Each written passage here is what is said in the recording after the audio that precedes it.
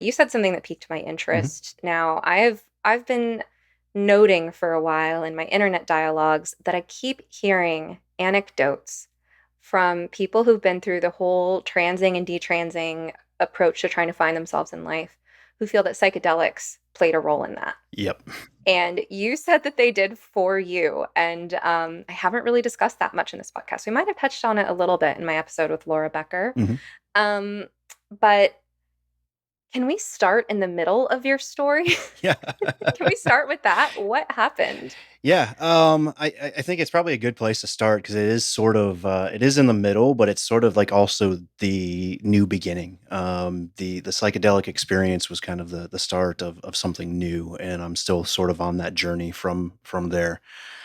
So yeah, this was probably about a year ago. I had gotten pretty heavily involved in politics with the Libertarian Party of the U.S. and they're known for really pushing things like psychedelics, decriminalization of marijuana, all of these things. And you could talk to any number of people in the party, and so many people had wonderful things to say about psychedelics and the effect it had that psychedelics had on their mental health and that sort of thing. And these were people that always took it very seriously. You know, when I beforehand, I always thought of psychedelics as, well, let's just go drop acid, party, have a good time, be sort of degenerate. Um, which the Libertarian Party can kind of go that way as well. But then most of them were like, actually, this is a tool. There's a reason why other cultures, other medicine traditions and whatnot have pursued psychedelics, and it helps with mental health. So, as someone who has dealt with things like gender dysphoria, depression, anxiety, I've gone through some fairly traumatic events in life that piqued my interest. So, this was probably a couple of years ago. I did clinical ketamine treatments. They felt great. And I thought there was some benefit, but I hadn't, I don't, it didn't feel like it solved everything. I was actually in the middle of my transition at that point, and it felt sort of affirming and good. But it was kind of too expensive. You know, it's something like $600 or $700 for a couple of sessions. And I just like, I can't afford this. I can't keep doing it. They want me to keep doing it. And I just can't. So fast forward a few months, I'm heavily struggling with my decision to transition. I was considering quitting, turning around, going back the other direction. And I had a pretty profound experience. I won't get into details on this, but I had a dream that I had a dream that I was missing out on something I deeply wanted in my life because of my decision to transition, and that disturbed me deeply. And I went into sort of a mental funk for like 2 to 3 weeks.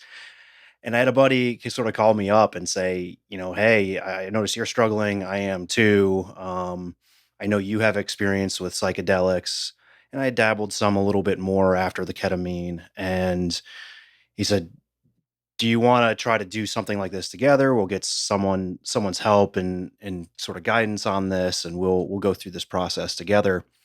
And so I went out to his house one Friday night, and we were hanging out. We decided to take a nice little trip, and I was processing that dream that I had, processing the decisions that I made. I had already started to sort of come to a conclusion that detransition was the right path.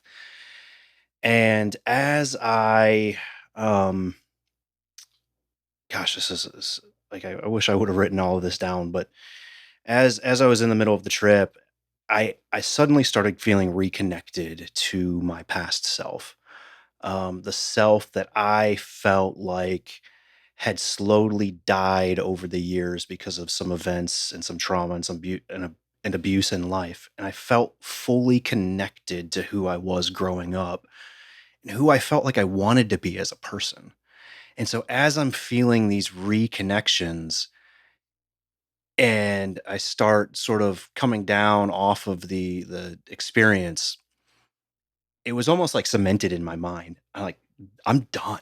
I'm done with this transition. This transition is a mask. This whole trying to live as a woman it's not me. I don't want it. I'm done with it. Um, I didn't, I feel a little bit more repulsed by it now, just having gone through some things. But back then it was more just like, man, this isn't right. This just isn't me. Like, I can be fully myself and I don't have to take another hormone injection, another anything. I can be fully myself today and just be Torren. Psychedelics, yeah, it played a massive role in just sort of cementing that. Wow. Which psychedelic was this? It was psilocybin. Okay, Yep. probably the most Yep. common. And do you know what dosage you were on, just out of curiosity? I think it was a pretty standard dose of what was an ounce. Was it an ounce is half an ounce, or I don't know. It was like 3.5 milligrams, something like that. Three and Um, a half grams, like three an and a half eighth of grams. an Sorry, yeah. ounce. It's been a Okay, while. I haven't done them. pretty large dose. Yeah, I mean, I don't know how big you are, but yeah. okay. And that was your first time taking mushrooms. Second. When was the first?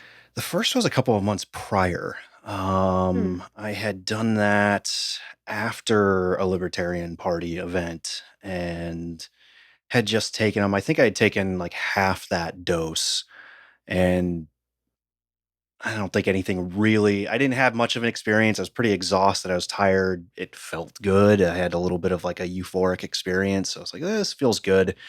But maybe I should try something a little bit, a stronger dose to have maybe a deeper experience that time around.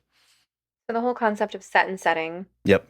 anyone who's in the world of understanding the kind of do's and don'ts of psychedelics. Now, of course, I have to say that I am not speaking as a medical authority. I'm not recommending anything. And if you're listening to this podcast, you're not my client. Or unless, I mean, you could be a client of mine who decides to listen to that. My God, I don't have any control over that. But my point is, this is a podcast. This is not medical advice.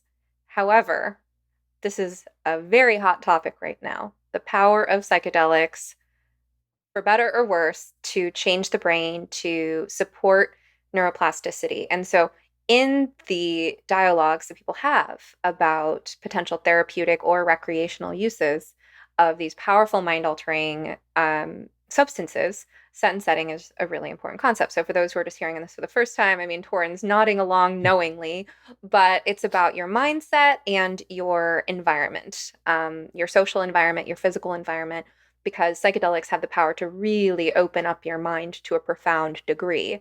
And whatever is lurking underneath the surface, they will highlight your awareness of that.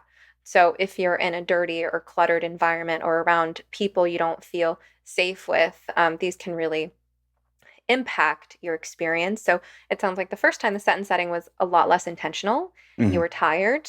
And then the second time you went in with this mindset with a trusted friend that we're going to unpack some stuff. Oh, yeah.